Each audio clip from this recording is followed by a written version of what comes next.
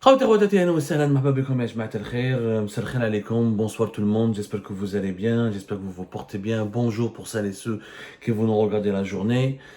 Azul Fellaoun wa salam alaikum. Nous avons longtemps parlé des affaires de corruption sur notre arc, les mauvaises gestions, la mauvaise gouvernance de cette compagnie nationale des hydrocarbures qui est le poumon économique du pays, qui est la colonne vertébrale de l'État au sens propre du terme. Nous avons mis en garde à une maintes reprises contre des pratiques occultes et des pratiques affairistes, clairement affairistes, et les conséquences désastreuses pour son attaque et pour l'économie nationale. On n'a jamais voulu nous écouter. On va vous donner trois affaires. On ne va pas tourner autour du pot. Trois affaires et on va vous donner le nom de celui qui a été pendant ces 3 dernières années la boîte noire de tous les marchés douteux, suspects et de toutes les opérations de passation illégale et douteuse de marché.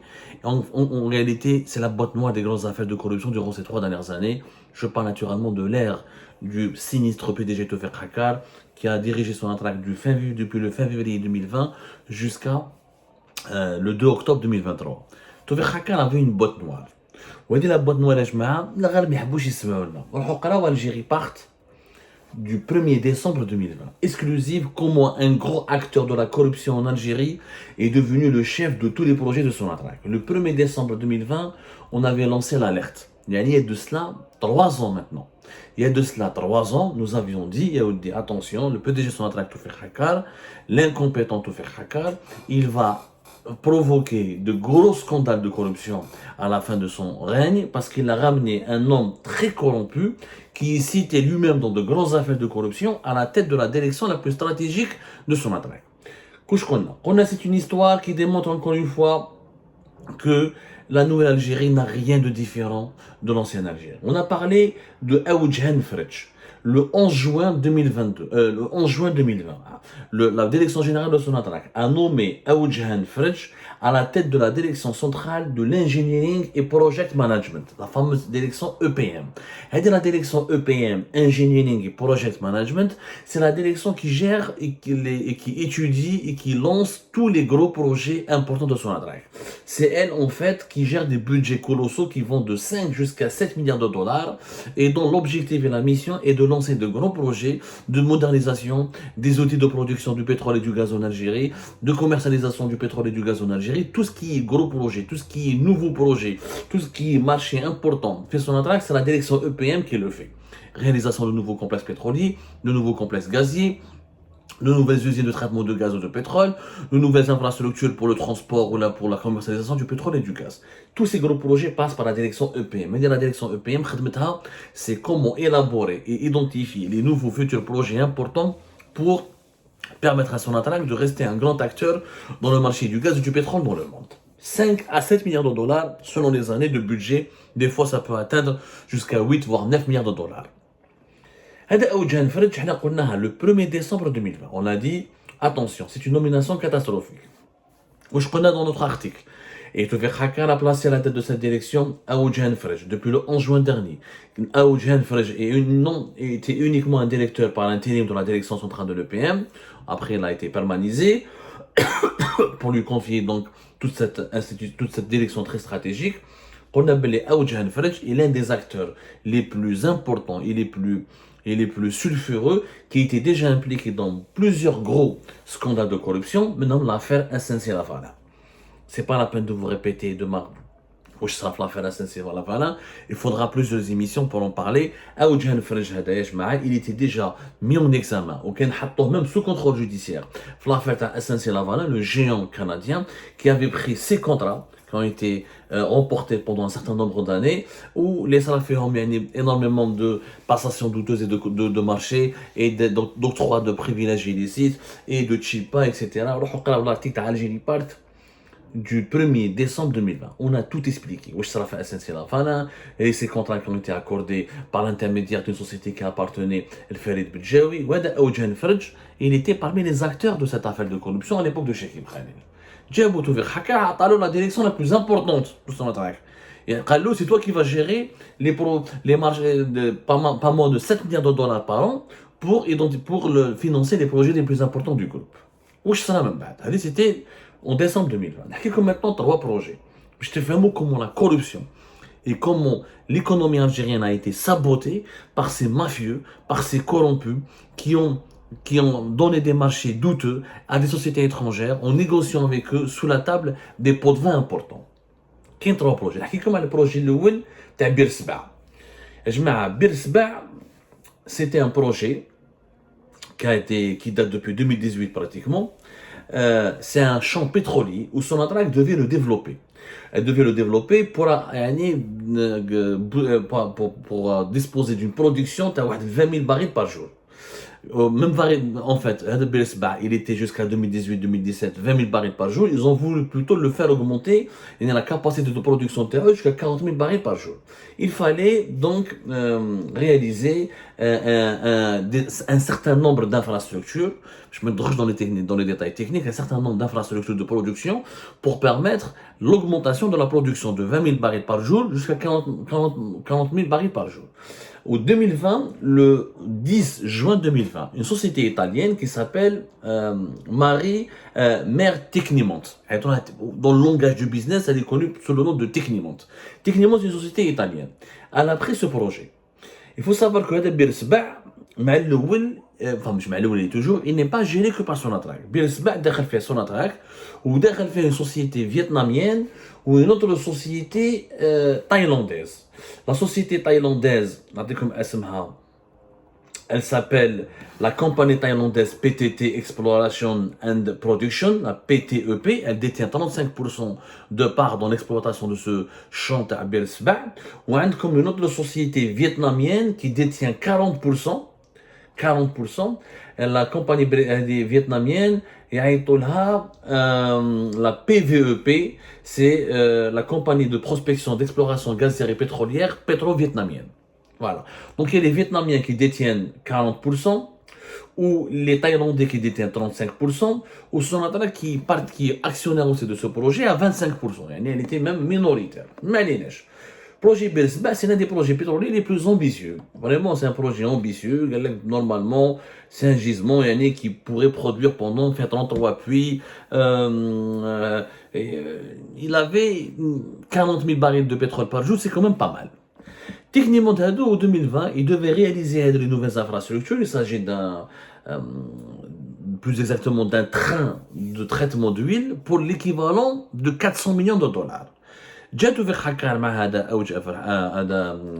اوجهان ils ont bloqué le projet. قال لك حبس، قال لك la Covid-19 وكذا، والبروجي هذا il avait commencé ses études et ses études techniques et financières ont été élaborées depuis l'époque de Bouteflika, c'était l'Aïsaba, on doit tout revoir. Il faut tout réviser. Ils ont bloqué le projet. Les Italiens, on l'annule. On va refaire un autre appel d'offres. On va refaire une nouvelle compétition. Et on va essayer de changer le cahier de charge pour garantir la transparence et soi-disant la bonne gestion de ce projet. De 2020 jusqu'à 2022, alors donc, c'est un coût énorme pour la production algérienne. Donc, au lieu d'accélérer ce projet et de le lancer dans les délais pour doubler la production de ce champ, ce qui nous permettrait de gagner 20 000 barils de pétrole supplémentaires, ce qui est pas mal, surtout lorsqu'on a vu que les prix du pétrole en 2022, ils ont dépassé entre le 100 et 120 dollars, c'est quand même pas rien. Bloqué pendant 2 ans, en 2023. Moi, j'ai dit, un nouvel appel d'offres restreint. Mais chez Internet, tout le monde n'était pas au courant, d'ailleurs restreint, où il y avait donc 2 sociétés principales qui étaient positionnées, les Italiens de Tecnimont, au Petrofac, un groupe britannique très connu, notamment en Algérie, dans les pays du Golfe, en Irak, etc., et qui est impliqué dans de grosses affaires de corruption et qui a été condamné en Angleterre par la justice anglaise en 2021 à de fortes amendes pour avoir versé des pots de vin dans certains pays d'Afrique et du Moyen-Orient pour obtenir des marchés dans le pétrole et le gaz. Mais en Algérie, il est blacklisté Petrofac. Je rappelle que Petrofac sont blacklistés dans la majorité des pays pétroliers, notamment les pays du Golfe, en raison de parce qu'ils étaient sous enquête depuis 2017 et en octobre 2021, ils ont été condamnés par la justice britannique à payer 70 millions, 77 millions de livres, presque 80 millions d'euros, sur des contrats obtenus au Moyen-Orient pour une valeur de 3,5 milliards de dollars. Et sur les 3,5 milliards de dollars de contrats les les pays du Moyen-Orient, جابوهم de la corruption, pas les interventions. Techniquement, le projet qui coûtait donc 400 millions de dollars en 2020, fait 2023, ils l'ont redonné la direction générale de Sonatrach à travers la direction EPM ils l'ont redonné le Techniquement, mais cette fois-ci à quel prix? 680, entre 650 jusqu'à 680. Il est presque 700 millions de dollars. 680, il y a une Z, 400 millions de dollars bloqués. Pas de la production n'a pas été encouragée, n'a pas pu augmenter. Le projet n'a pas pu avoir lieu. La production du pétrole en Algérie, donc, elle a subi un important préjudice, un retard de plus de 2 ans. Et en 2023, la réalisation du marché qui était prévu, fixé à 400 millions de dollars en 2020, en 2023, il augmente jusqu'à 680 millions de dollars. Donc, où sera جماعة بتروفاك وجماعة تكنيمون تفاهموا بيناتهم وصناطرك ليزون وهذا اوجه نفرج تاع لا ديريكسيون او بي ام. Qu'est-ce qu'il a fait avec la complicité du PDG de Sonatrach باش يدوا تشيبا كبيره واش يديروا ils ont obligé les Italiens et les Britanniques à proposer des offres financières très élevées où ils ont changé le cahier de charge où ils ont augmenté tous les coûts et les factures où ces 2 ans sont passés l'inflation le marché mondial et les coûts de production et les coûts de la matière première où certains équipements coûtent très cher et le taux de change d'un dinar mais le 400 680 millions de dollars. Les Vietnamiens et les Thaïlandais partenaires de Sonatrach, ils ont été énervés. On n'est pas d'accord. On ne peut pas se permettre de dépenser 280 millions de dollars supplémentaires. C'est trop cher. Et c'est injustifié. Que le marché augmente de 100, de 150 ou là de 50, ça peut se comprendre. Mais de 280 millions de dollars, en réalité, où je déroge à Sonatrach à Oudjan Fresh, je suis cheap pas mal les Italiens.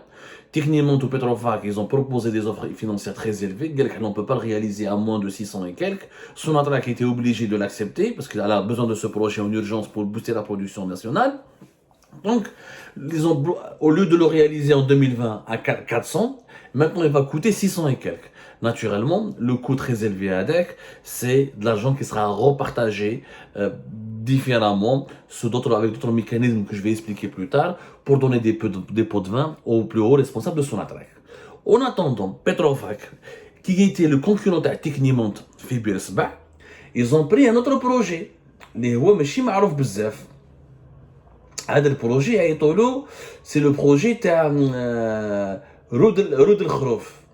رود الخروف يا جماعه c'est un champ de pétrole aussi qui est géré par Sonatrach et les Espagnols. Et que l'Algérie devait donc investir sur ce projet-là. Depuis 2018-2017, on parle de la nécessité de le développer parce que pour booster sa production, qui m'a fait ils ont travaillé dans le domaine du pétrole et du gaz. Nous avons toujours besoin d'un certain nombre d'investissements. Chaque 3, 4 ans ou 5 ans, il faut faire des nouveaux investissements, faire des nouveaux forages, réaliser de nouvelles infrastructures. Il faut des nouveaux équipements pour encourager la production nationale. Donc, Rod El Khrouf, le projet devait être fait d'abord au début par les Américains, la société KBR. On va dire qu'après les événements, le Hirak, ou qui jette la Covid-19, ou qui jette la pandémie, ou M. Touver Khakar, il a bloqué encore une fois ce projet, il a refait le marché, ou la même chose, qui m'a fait Bersbah, attention, il faut tout réviser, on doit réviser les coûts, on doit refaire les études pour être sûr de ne pas se tromper, on va pas dépenser maintenant de l'argent parce qu'il y a la pandémie de la Covid-19, patientons, attendons. Le projet donc a été bloqué pendant 2020. Voilà les réserves donc de Rod El Khrouf, il est au sud-ouest de Hassi Messaoud, encore un autre gisement important qui peut produire pratiquement quelques 10 000 à 15 000 barils par jour et l'objectif était de renforcer sa capacité de production en hydrocarbures. Parce que, encore une fois, un gisement ne produit pas que du pétrole brut, il y a des fois du GPL, il y a des fois du condensat. Je ne rentre trop dans les détails techniques. Je ne vraiment, je ne Donc, Petrofac vont prendre le projet de réaménagement de Oud El Khorouf, dont le coût initial était au départ de 700 millions de dollars. Et en 2023, entre 2019 et 2018, Sonatrach devait investir 700 millions de dollars avec la société espagnole Cepsa pour réaménager et doter Hadar Oud El Khorouf d'un certain nombre d'équipements pour encourager les productions, pour renforcer la production de ce gisement. Le projet de marché de 700 millions de dollars jusqu'à 950 gribes 1 milliard de dollars. Qui m'a fait بالصباح أوجها نفرج مع توفيق خكار, ils ont fait les mêmes modalités, le même mécanisme. On bloque un projet pendant 2 ans, on refait des études. Soi-disant, les études Hadou, on essaie de les trafiquer parce qu'il n'y a aucun contrôle. Les services de sécurité ne sont pas bien formés dans le domaine financier en Algérie. Les juges en Algérie ignorent Hadou les subterfuges, ils ne sont pas aussi bien informés. Sonatrach, elle est censée avoir un conseil d'administration et des organes de contrôle, mais comme l'inspection générale des finances, elle ignore, elle ne maîtrise pas le domaine tel le pétrole. Parce que Sonatrach, c'est un État au sein de l'État. Et le ministère de l'énergie qui est censé la contrôler, il n'arrive pas à la contrôler parce que Sonatrach, elle est plus puissante que le ministère de l'énergie. C'est elle qui gère le pétrole et le gaz et toutes les compétences sont au niveau de Sonatrach. Et les directeurs très rusés de Sonatrach, quand ils veulent manipuler leur rapport ou leurs opérations, ils peuvent le faire parce qu'il n'y a pas de contre-pouvoir. Les autorités de régulation du ministère de l'énergie, il n'y a pas suffisamment de bonnes compétences pour les contrôler. Donc, هما واش يديروا كيما في بير الصباح هذا رود الخروف bloque un projet, حبس كلش, refais les études, tu patientes 2-3 ans, tu relances le marché, tu prends toujours les mêmes sociétés, là, qui m'a techniquement Petrofac, donc techniquement d'être Birsba, Petrofac récupère le Khrouf, toujours les mêmes sociétés qui postulent, on s'entend avec ces sociétés pour on leur donne quelques informations pour que leur offre financière soit le plus élevée possible et on leur donne le marché. Ensuite, la corruption, comment elle est partagée, on prend des sous-traitants, étrangers ou algériens, on leur donne un certain nombre de marchés, les 950 millions de dollars, il y aura des sous-traitants qui seront payés, ou de 100 ou 200 ou la ensuite, ce sont les sous-traitants qui, à travers des réseaux depuis l'étranger, vont verser de l'argent à travers des réseaux à l'étranger, notamment à Dubaï, à Hong Kong essentiellement, vont verser de l'argent, même du cash si vous voulez, si c'est possible, c'est les dirigeants de Sonatrach ou les dirigeants algériens le veulent, parce que derrière les dirigeants de Sonatrach il y a des conseillers de la présidence, et certains généraux qui sont complices avec eux, ils récupèrent du cash et des devises à l'étranger. Et c'est comme ça que la mécanique de la corruption fonctionne. C'est exactement comme ça. Les projets sont bloqués, ensuite ils sont surévalués. Quand ils sont surévalués, on sélectionne toujours à travers un appel d'offres restreint, 2 ou 3 sociétés avec lesquelles les dirigeants de Sonatrach mènent des négociations sous le manteau. Et donc les sociétés font des offres très élevées et le surcoût du projet, le surcoût à DAC, on prend une partie du barshish on prend une partie de cet argent pour verser des pots de vin à des dirigeants algériens et à leurs complices à travers un réseau de sous-traitants. C'est exactement où cela fait le 3e projet. Les détails, les services de sécurité, s'ils veulent enquêter, c'est très facile. Ils vont voir le projet de Bersbah, qui va changer, qui va changer là. Ils vont voir le projet de Oud El Khrouf, comment il était, comment il est devenu. Ils vont voir surtout le complexe gazier à Skida. L'Algérie, depuis 2017-2016, elle a lancé des études importantes pour créer un grand projet, un grand complexe gazier à le polyéthylène, des produits dérivés du gaz, Fiskikda. Le projet était évalué au départ à entre 5 et 6 milliards de dollars. Ce sont les Sud-Coréens qui devaient réaliser ce projet. Après la chute du régime de Bouteflika, le Hirak, etc., la pandémie de la Covid-19, le projet Habs. Et celui qui avait élaboré ce projet, et celui qui avait travaillé essentiellement sur ce projet, c'est Toufiq Hakar, qui est une autre direction, une direction business et développement dans laquelle il était chargé de travailler sur certains projets importants pour le futur de Sonatrach. La même chose, un projet à Skikda, 5 milliards de dollars, c'est trop, on ne peut pas dépenser 5 milliards de dollars pour un projet, c'est trop cher, 3 milliards et demi de dollars. La même chose, personne n'a entendu parler de ce projet. Normalement, un pays qui se respecte, quand il lance un méga projet d'un grand complexe gazier de 3 milliards et demi de dollars, il y a la presse qui en parle, il y a des conférences de presse, il y a des débats, il y a des études qui sont publiées, on fait la promotion de ce projet. Non, Sonatrach n'a jamais voulu parler de ce projet. Il n'y a que Algérie Part qui en parle. Ils l'ont totalement étouffé, ou qui m'a Birsba, ou qui m'a Roder Khrouf, c'est des appels d'offres restreints, il n'y a même pas d'appel d'offres interne. Ou je m'attends à un appel d'offres restreint. C'est-à-dire que Sonatrach, elle a une shortlist d'une vingtaine de sociétés qui sont agréées et qui ont passé les essais techniques pour être accrédités comme étant des fournisseurs ou des partenaires potentiels de Sonatrach. Les 20, la shortlist, la direction EPM, Aoudjan Fredj, elle prend 3 ou 4 sociétés et elle leur demande de participer. Alors elle les informe qu'il y a un projet, mais qui ne sera pas rendu public. Il n'y aura pas d'appel d'offres international. C'est juste un appel d'offres restreint. Ils seront invités, ces 4 ou ces 5 sociétés, à participer, à donner des offres financières et techniques pour essayer de remporter ce projet.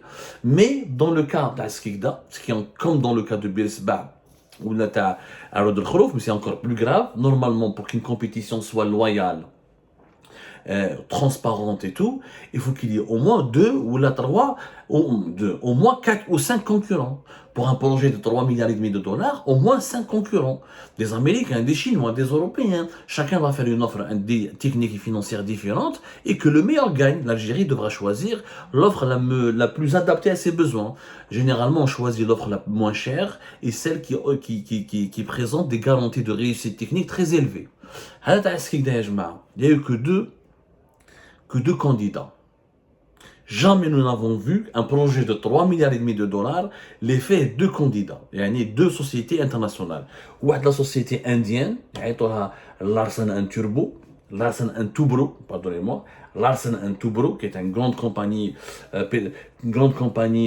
indienne, un grand conglomérat basé à Bombay en Inde et qui est spécialisé dans beaucoup de domaines, le BTP, la construction, les finances, mais surtout il est connu dans l'ingénierie industrielle. L'ingénierie industrielle, c'est-à-dire c'est des groupes qui construisent des usines. Ils ne font pas dans l'exploitation du pétrole et du gaz ou là, du fer, ils n'exploitent pas les matières premières. Eux, ils construisent des usines et des complexes industriels qui permettent d'exploiter les matières premières. Donc Head Larsen & Toubro était en compétition contre un groupe chinois. Il n'y avait que les Indiens et les Chinois. Les Chinois, c'est la China Harbor Engineering Company, qui sont en charge d'un autre projet en Algérie, celui de Skikda, la jetée GNL. La jetée, c'est une partie du port. Ils voulaient construire un nouveau équipement fait le port à Skikda pour permettre à des navires de GNL. Le GNL, c'est le gaz naturel liquéfié qui transporte du gaz transformé en liquide qu'on vend sur des navires méthaniers jusqu'au bout du monde. Et bien, donc il fallait une nouvelle infrastructure pour le port à Skikda. Ou la China Harbor. La CHEC, la China Harbor Engineering Company, était la seule concurrente de Larsen & Toubro. Encore une fois, la corruption directe. Il a choisi que 2 compagnies. Déjà, le fait d'avoir sélectionné que 2 compagnies pour la compétition finale, c'est de la corruption.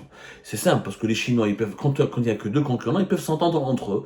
L'un peut contacter l'autre, lui dit, écoute, moi je vais me retirer, mais tu me donnes en échange 200 millions de dollars et tu prends toi le marché pour toi. Ils sont que 2, ils peuvent s'entendre facilement contre celui qui lance le marché, ou pour truquer le marché, ou pour manipuler la compétition. Jamais. Mais parce que dès le départ, ils voulaient ou les Chinois ou les Indiens. Les Chinois se sont entendus avec les Indiens parce que les Chinois, ils ont une filiale qui a pris avec Petrofac, les fameux Petrofac britanniques dont je vous ai parlé au début, un autre projet fait Erzieux, qui est un projet très important. Il y a qui n'allait déjà un avion Algérie Part. C'est le fameux projet, la réalisation d'un projet de pétrochimie fait Erzieux. C'est l'usine qui devait être faite pour Total, وبعد كده خرجوها Total, etc. وصنعت حبت ديرها وحدها. داروا une filiale مع les Chinois. La filiale chinoise s'appelle la China Huangco Contracting Engineering. Donc les Chinois, donc ils ont dit il n'y a pas de problème, nous on abandonne Skikda parce qu'on a un projet via Erzieux. pour 1,4 milliard de dollars. Donc, pour les Indiens. Les Indiens ont pris le projet, le projet gazé de Skikda, en toute discrétion, personne n'a entendu parler d'eux, sauf en bas, le gouvernement algérien a bloqué ce marché, il a gelé ce projet. Pourquoi? Parce que les Indiens, l'Inde a été l'une des causes du rejet de la candidature de l'Algérie pour intégrer le club des BRICS. Comme l'Inde était contre l'Algérie, elle a utilisé son veto, elle ne voulait pas de la candidature de l'Algérie. Donc le régime algérien s'est vengé contre la société indienne Larsen & Toubro en bloquant ce projet à 3 milliards et demi de dollars, même les Indiens. Les Indiens ont été contre le nouvel BRICS, ils nous ont empêchés d'entrer, ils étaient parmi ceux et celles qui nous ont empêchés d'entrer au sein des BRICS. Maintenant, on bloque leur projet en Algérie. Voilà 3 histoires qui illustrent les graves dérives de l'administration, de l'ancienne administration de Sonatrach, parce que maintenant le PDG a changé. Normalement, l'équipe de Tawfiq Haqqar ne va pas tarder elle va pas tarder à dégager, clairement. Mais bon, maintenant,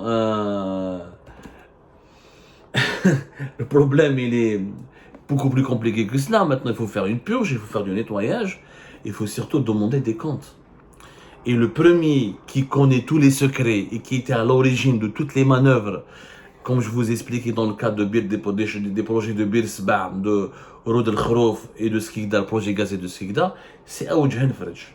C'est lui la boîte noire de toutes les opérations de corruption et les opérations de détournement de l'argent public. Parce qu'il s'agit de l'argent public, l'argent de Sonatrach. Sonatrach, c'est une compagnie étatique, une compagnie publique qui est censée appartenir au peuple d'abord et non pas aux dirigeants de l'État.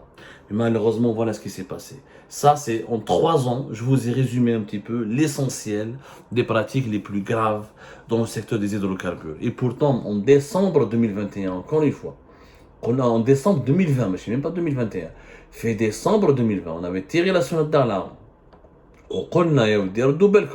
Le fait qu'il soit nommé directeur EPM de Sonatrach, c'est un grand boulevard pour les grandes affaires de corruption. Si on nous avait écouté à ce moment-là, eh ben, on aurait évité tous ces dérapages et le gaspillage, voire même la dilapidation de plusieurs centaines de millions de dollars. Mais voilà, le régime algérien ne veut pas nous écouter. Quand on est aveuglé par ces certitudes, le résultat est toujours catastrophique.